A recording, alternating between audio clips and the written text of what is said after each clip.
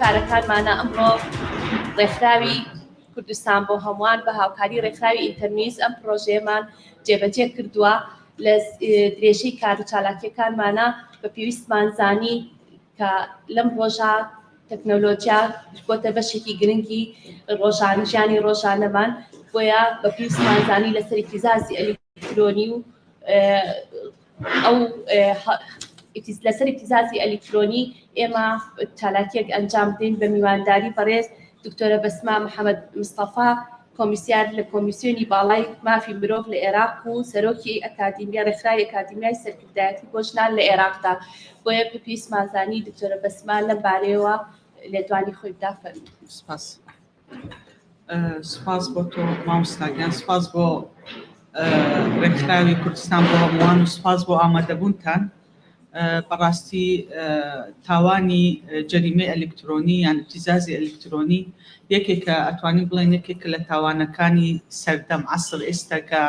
یەکێکە لەو کێشانەی کە ڕۆژانە ئێمە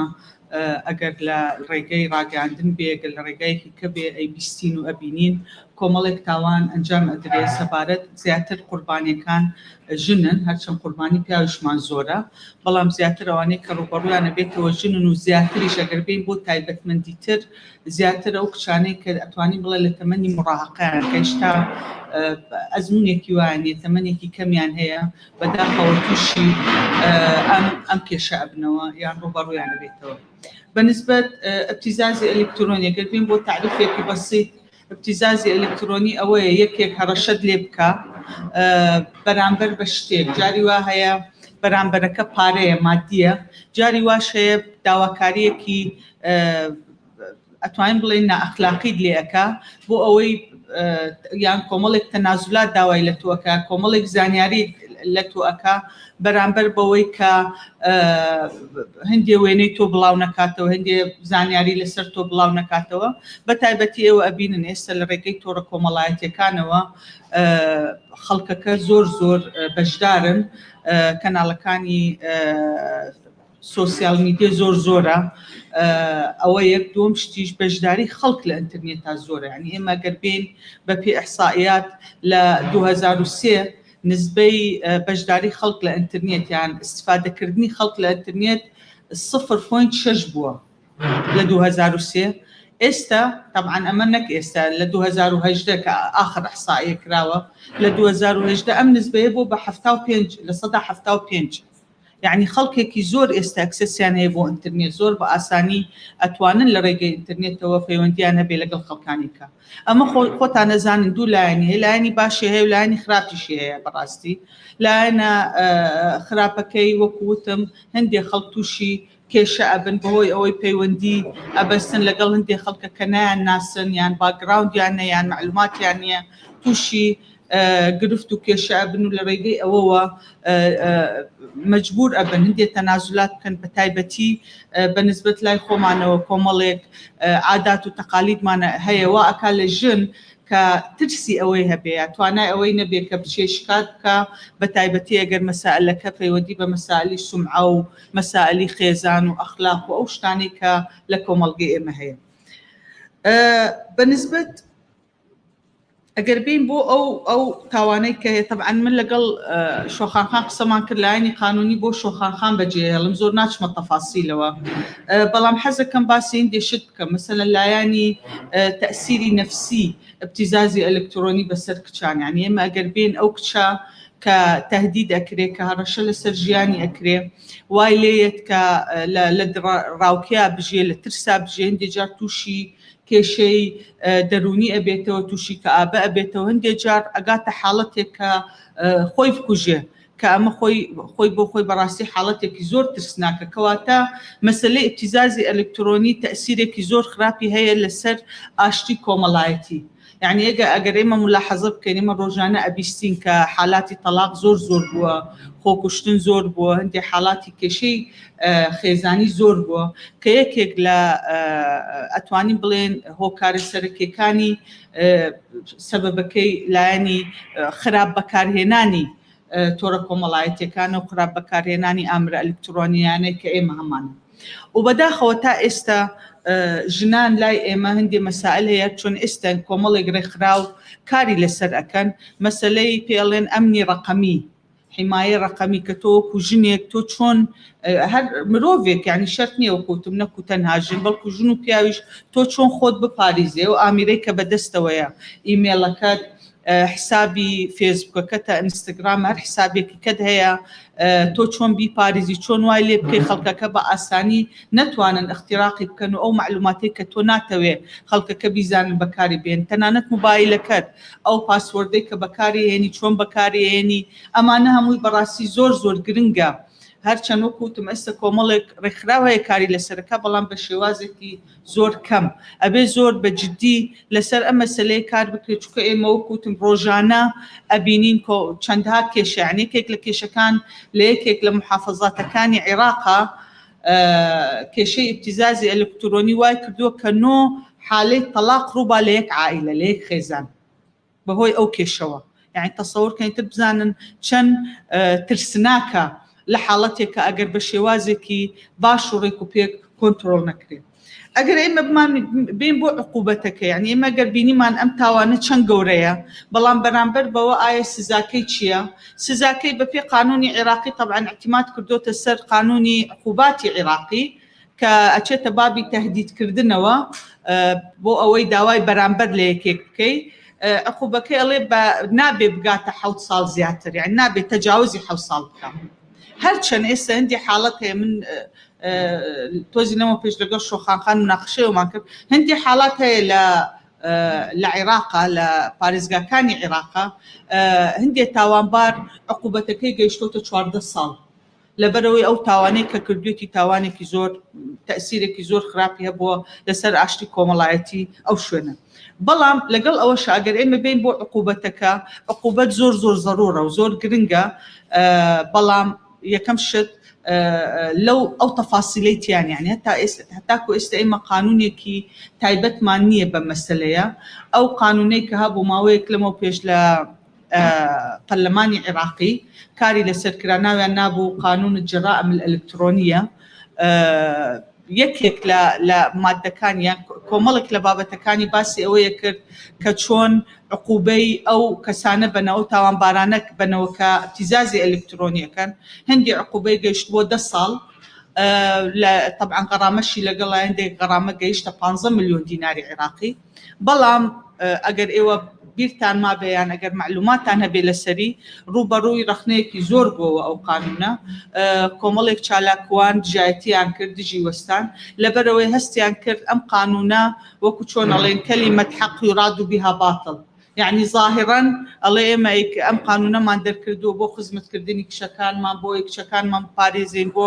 حمایەکردنی ژنە بەڵام دیوی ئەو دیوی بۆ مەسلەی سەرکوتکردنی چالاکوان بوو یعنی ئەوە بەو شێوازە تەفسیر کرا چونکە هەندێ مادەی تیا بوو تەنانەت تۆ ئەگەر لە تۆڕە کۆمەڵایەتیەکان تعلیقێکیش بنووسی مەسەن کۆمنتێک بنووسی کە دش بە عادات و نەڕیت و ئەو شتانە بێت تۆ ڕوبەڕووی سزا بیتەوە کە ئەمە خۆی وەکوتم شتێکی ترسناکە هەر قانونێک کە مڕوونەی تیا بوو حەدی نەبوو شتەکانی محەدد و واضح نەبوون ترسناکە لەبەر ئەوە نیان هێش چالاکوانەکان ئەو وەختە نیان هێش ئەم مەشروعی قانونە ئەقرار بکرێت لە پەرلەمان و تا ئێستا ڕاوەستاوە هەرچەند زۆر زۆر زەڕورە شۆخانخان زیاتر بە تەفسیری باسیەکان نامەوێت زۆر بچمە ئەو بابەتەوە بە نسبەت چارەسەرەکان یعنی چارەسەری ئەم بابەتە ئێمە چۆن چارەسەری بکەین طبعا چارەسەرکردنی ئاسانیە یەکێک لەو ڕێگە چارەسەرکردنە کە ئێمە کاری لەسەر بکەین طبعا جگە لایانی سزادانی تاوانبارانە بێ بە جددی ئەوانەی کە ئەم تاوانانە ئەنجامەیەنە بێ سزا بدرێن بێ جیاوازی ئەوە زۆر گرنگە مەسائلی بوونی پێڵێن خەڵی ساخن مەسەن تەلەفۆنکردن تۆ دایمەنە بێ ژمارەیەک هەبێ لە پۆلیس هەرچەند لە عێراق کراوە بزانام لە عێراق 533 و 131 بە نسبەت هەرێمی کوردستان معلوماتم نییە ئەبێ ژمارەیەکی ساخن هەبێ ئاسان ئەو کچەکە ڕوبەڕووی کێشەیەکە بێتەوە بتوانێت یەکسەر تەلەفۆن بۆ ئەو جێتە بکە وەڵامی بنەوە و یارمەتی بن چونکە ئەو کچێک کە ڕوبەڕووی ئەم حاڵەتە ئەبێتەوە یعنی بەداخەوە زۆر جار لە خێزانەکەی خۆی جاری زۆر زیاتر لە کۆمەڵگە لە خێزانەکەی خۆی ئەترسێ لە ڕەتفعلی خێزانەکەی خۆی ئەترسێ لەبەر ئەوە زۆر پێویستە جیهەتێک هەبێ ڕسمی تەوجیهی ئەو کچە بکە پێ بڵێ ڕێگەی پیشان با پێ بڵێ تۆ مەفروزە چی بکەیت چییە ئەو هەنگاوانەی کە مەفروزە ئیشی لەسەر بکەی یا مەترسە ئێمە ئەتوانین بیدۆزینەوە بە تایبەتی ئێستا کۆمەڵێک زۆر ئامری زۆر پێشکەوتوو هەیە کە زۆر بە ئاسانی ئەتوانن ئەو کەسە بدۆزن ناڵێم زۆر بە ئاسانی بەڵام توانای ئەوەیان هەیە ئەو کەسە بدۆزنەوە و مەسەلەن تووشی سزای خۆی بکەن لەبەر ئەوە پێویستە کچ ئەوانە بزانێ ئەو کەسێک کە ڕوبەڕووی ابتزازی ئەلکترۆنی بێتەوە مەفروزە بزانێ ئەو جیهەتێکە بێت تەوجیهیکە پێ بڵێ وا بزان ماوەی کش لەمەوە پێش بەڕێوەبرایەتی بەڕەنگاربوونەوەی توندوتیژی دیش بە ژنان اقتراحێکی وایان کرد لە هەرێمی کوردستان کە دامەزراوەیەک هەبێ بۆ مەسائلی جەرائمی ئەلکترۆنی یعنی تەنها ئەم دامەزراوە تایبەت بێ بەوەی کە ئەم کێشانە چارەسەر بکە کە ئەمە بە تەکیدی وەکوتم زۆر زەڕورەتە ئێمە لە عەسری تەکنۆلۆژیا ئەژین ئەبێ ئەو کێشانەش کە لە ڕێگەی تەکنۆلۆژیا ڕوبەڕوومانە بێتەوە کاری لەسەر بکەین یەکێک لەو حەلانەی کە هەیە کە لێرە زۆر حەزەکەم تەرکیزی لەسەر بکەم مەسەلەی متمانەبوون ئێمە مناڵانی ئێمە متمانەیەن بە خێزانەکەی خۆیان یان نییە دایک و باوکان لە لای ئێمە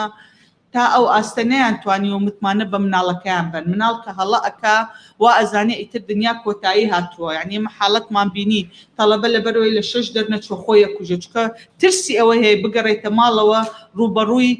سزا بدرێتەوە ڕوبەڕووی توندوتیژی بدرێتەوە لەبەر ئەوە ئەبێ لە خێزانەوە ئێمە زۆر گرنگە کار لەسەر ئەوە بکەین مناڵەکانمان فێری ئەوە بکەین کە تۆ مرۆڤی و هەموو مرۆڤێک قابل لە هەڵە بکە ئێمە هەمومان معرضین بۆ هەڵەکردن و هەموو هەڵەیەک چارەسەری هەیە ئەبێ مناڵەکانمان فێری ئەمە بکەین فێری ئەوە نەکەین نیان ترسێنین کە تۆ هەڵەیەکی بچووک بکەی بە تایبەتی کە ئێمە لای خۆمان دێ مەسالی سومعە و نازانم حەیامان ئەچێ و نازانم چی وامان لێ بکە کە مناڵەکە وای لێ بکەین لە ترسێکی غێر تەبیعیە بژێوا بزانێ ئیتر دنیا کۆتایی پێ هاتووە لەبەرەوە مەسەلەی سیقە زۆر گرنگە تۆ مناڵەکە بە شێوازێک پەروەردە بکەی کە هەڵەکردن شتێکی ئاساییە شتێکی تەبیعیە و ئەتوانین بە یەکەوە دانیشین چارەسەری بۆ بدۆزینەوە مەسەلەی تەوعیەکردن زۆر گرنگە یعنی تاکو ئێستا بەداخەوە ئێمە گەر بین بۆ مەکتەبەکانمان یان قوتابخانەکانمان یان زانکۆکانمان هەتاکو ئێستا ئێمە جهتێکی متخصصمان نییە بۆ چارەسەرکردنی ئەم کێشانە کە ئێمە ئەزانی زیاتر ئەوانەی کە ڕوبەڕوویانە بێتەوە تەڵەبەی مەکتەبن یان بە تایبەتی ناوەندی و دواناوەندین یان زانکۆکانن ئەبێ جهتێک هەبێ کۆمەڵێک بەحسی اجتیماعیمان هەبێ لەوێ ئەو کچانەی کە ڕوبەڕووی مشکل تەنانەت وەکوتم کوڕیش هەیە نەک تەنها کچ چون هەندێ مەسائل هەیە نەفسیش تۆ پێویستی پێ ئەو بەرامبەرە قسەت بۆ بکە تەوجیهت بکە وات لێ بکە کە بتوانی تۆ چۆن ڕوبەڕووی کێشەکانت ببیتەوە بەڵام بەداخەوە لای ئێمە یعنی پێم خۆش نییە بەڵام ئەمە واقعە ئاستی بەحسە اجتیماعیەکانمان لە مەکتەبەکان لەو مستەوایە نییە یان تەجروبەیان کەمە یان ئەو کۆمەڵە تەدریباتە کە وەریان گرتووە یان نییە ئەسڵەن یان لەو ئاستە نییە تاکو ئێستا تەخەڕوجەکە یەکسەرە چێتە مەکتەبێکەوە ڕوبەڕووی کۆمەڵێک کێشە و گرفت و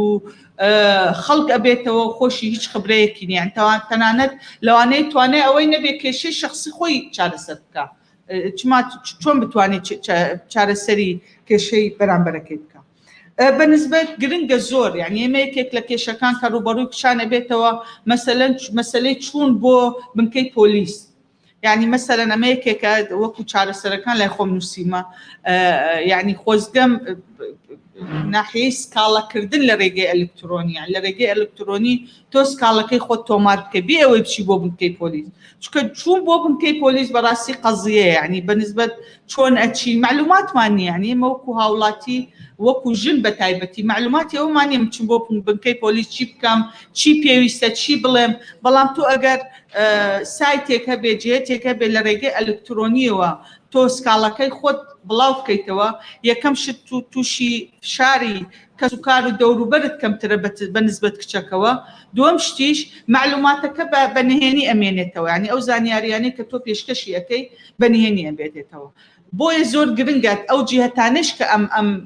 سکاڵانە وەرەگرن ئەبێ زۆر ناحیەی نهێنی بپارێزن یعنی ئێمە لە کۆمیسیۆنی باڵای مافی مرۆڤ لە عێراقا ژمارەمان دانابوو بە تایبەتی بۆ ئەم کێسانەی کە پەیوەندی بە ابتیزازی ئەلکترۆنی هەبوو بۆ کچەکان ژمارەمان دانابوو بێ ناو بۆ ئەوەی